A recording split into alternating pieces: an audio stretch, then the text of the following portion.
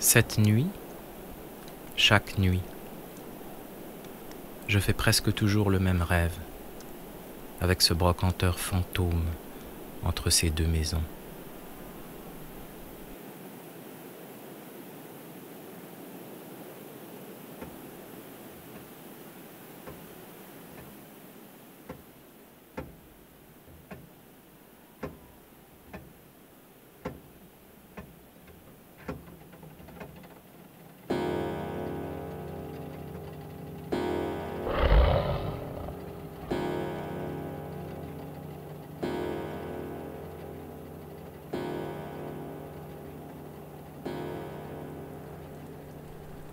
Chez Jean Ray, il y a toujours des maisons truquées, des labyrinthes, des ports.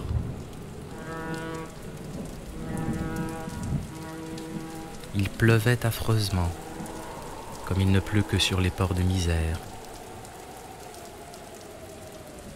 Une pluie qui sent la saumure et la carne gâtée.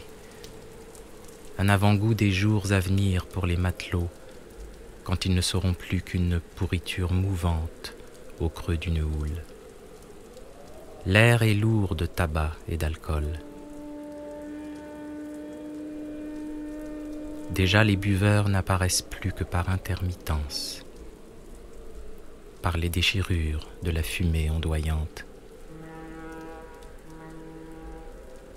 Ont-ils oublié que quelquefois, contre les volets clos de la maudite taverne, un tumulte douloureux se levait au dehors?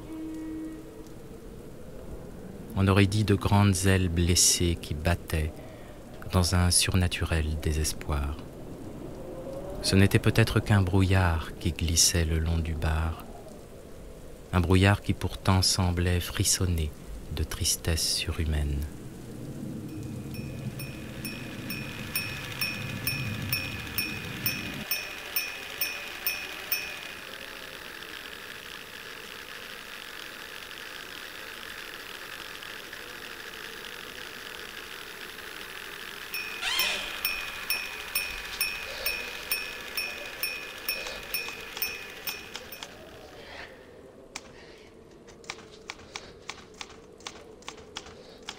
Je me mettais à ma machine à écrire, qui pratiquement faisait cela toute seule, et moi je n'y étais pour rien.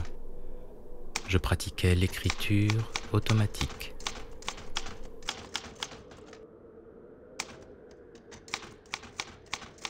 Soudain les titres se bousculent. Cric-croc, le mort en habit, surgit rue de la tête perdue, en compagnie de la tête à dessous, poursuivi par la grande ombre de la cité de l'étrange peur. Dans les eaux infernales du dancing de l'épouvante, c'est la mort bleue.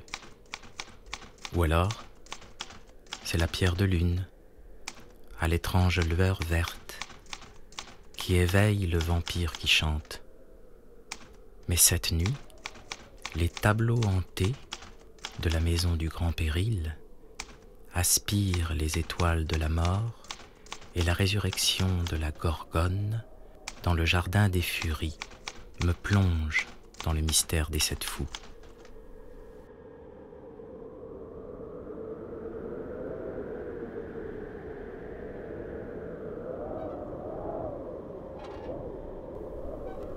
Chaque nuit, ce sont les mêmes boutiques vieillottes, taxidermistes, herboristes, bouquinistes. Des bribes de textes surgissent.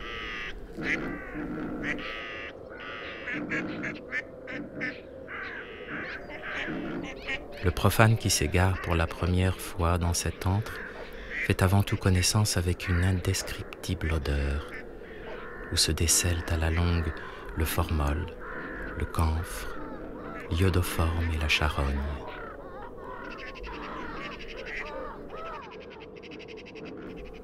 Une épicerie noire comme l'érèbe, mais portant un nom de propriétaire, dont la sonorité continue à me charmer, l'empernice. Aux approches des jours froids, La ruelle s'emplissait d'une odeur forte de sucre brûlé et de plantes amères. L'empernice remplissait des petits pots de grès jaune, de sureau, d'onguents de camphre et de mélilot, de baume de peuplier et d'axonge corycide.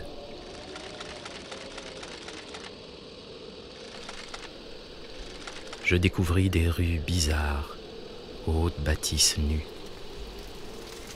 Les façades pleuraient, hantées d'immenses chagrins. Un bruit aigre d'eau courante emplissait les rues. Derrière chaque porte, chaque fenêtre, une main fantôme s'impatientait au gré des rafales. Malpertuis. Si j'entre, je ne m'éveillerai pas. C'est là que vit la gorgone qui pétrifie ceux qui la fixent. Une fois, une autre nuit, m'approchant d'une des fenêtres, derrière le verre déformant du carreau, j'y vis briller deux flammes vertes, immobiles, comme d'énormes pierres de lune perdues au fond d'une eau nocturne. Non, il faut que je m'éveille. Il faut que je m'éveille.